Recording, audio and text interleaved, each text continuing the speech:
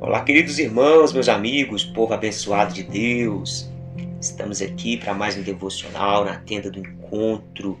Nós vamos meditar na carta aos Tessalonicenses, primeira carta aos Tessalonicenses, capítulo 2, versículo 10 ao 12. Nós vamos meditar sobre o chamado de Deus. Não quero falar sobre chamados específicos, propósitos específicos. Eu quero falar sobre o chamado geral de Deus para toda a humanidade. Nós temos aprendido, Jesus é o Salvador do mundo. Jesus ele veio para que todo aquele que nele crê não pereça, mas tenha a vida eterna.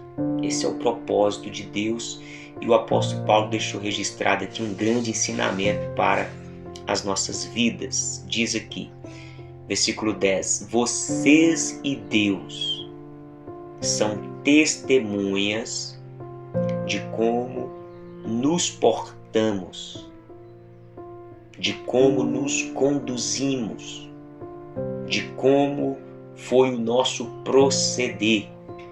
Então Paulo ele tinha esse cuidado de ter uma vida piedosa diante de Deus e diante das pessoas. Vocês e Deus são testemunhas de como nos portamos de maneira piedosa, justa, irrepreensível em relação a vocês, os que creem. Paulo, meus irmãos, antes dele escrever esse versículo aqui, ele escreveu que ele não buscava de forma alguma bajular ninguém, ele não buscava elogios de ninguém. Paulo não cobiçava prata, ouro, benefícios, presentes de ninguém. Paulo ele tinha um compromisso com a palavra de Deus, ele servia as pessoas,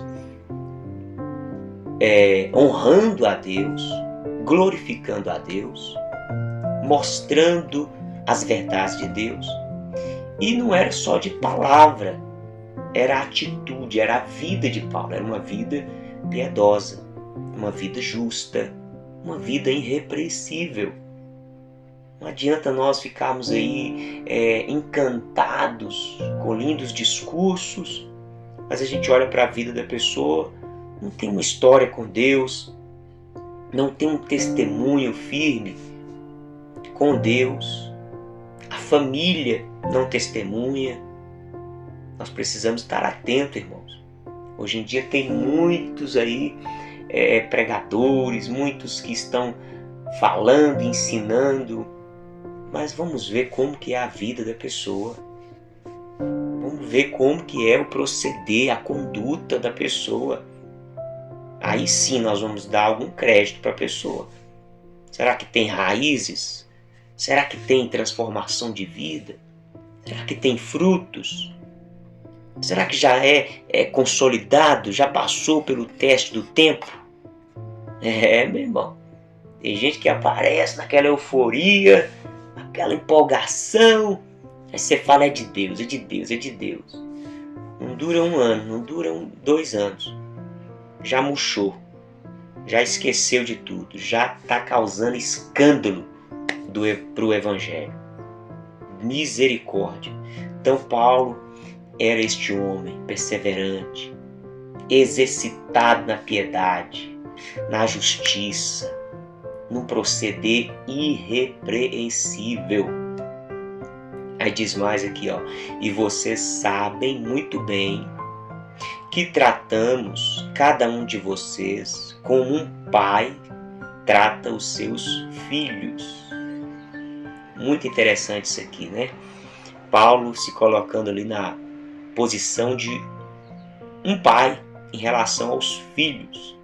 Interessante, irmão, que quando se trata de paternidade, geralmente as pessoas elas simplesmente querem ser servida, ela quer ser mimada, ela quer ser abraçada, ela quer ser de alguma forma favorecida. Mas quando Paulo fala aqui de um pai Paulo está falando de um pai que dá destino. Paulo está falando de um pai que ensina a verdade. Paulo está falando de um pai que não tirou proveito do filho. O pai que é pai não tira proveitos do filho para explorar o filho.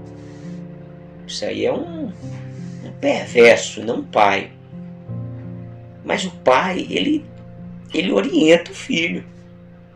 Agora, se o filho não quiser, não tem como o pai fazer nada.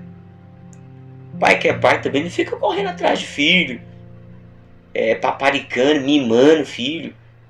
Não, o pai, ele é um homem equilibrado que dá a direção para o filho. Não um pai carente. Já viu o pai carente?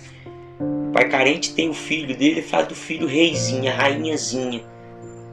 É o brinquedinho dele, é o que supre a carência dele. Meu Deus do céu, misericórdia. Então, como um pai trata os filhos? Com amor, com verdade, ensinando o menino a crescer, a ser frutífero, produtivo, um homem de bem, uma mulher de bem, um homem de Deus, uma mulher de Deus.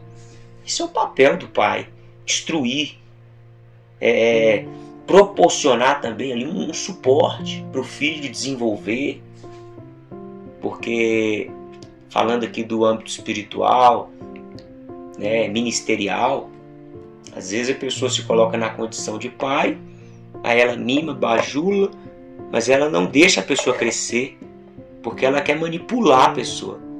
Misericórdia, sai fora, irmão. Sai fora de todo tipo de manipulação, de controle da sua vida.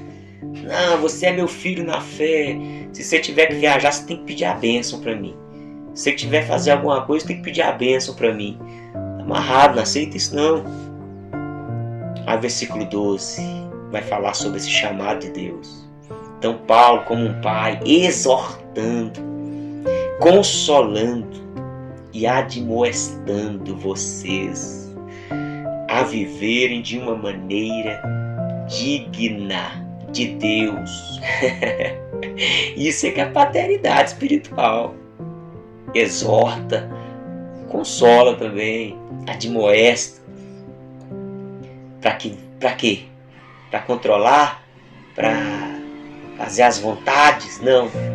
Para que as pessoas vivam de maneira digna de Deus, que os chama. Então Deus está chamando as pessoas. Para quê?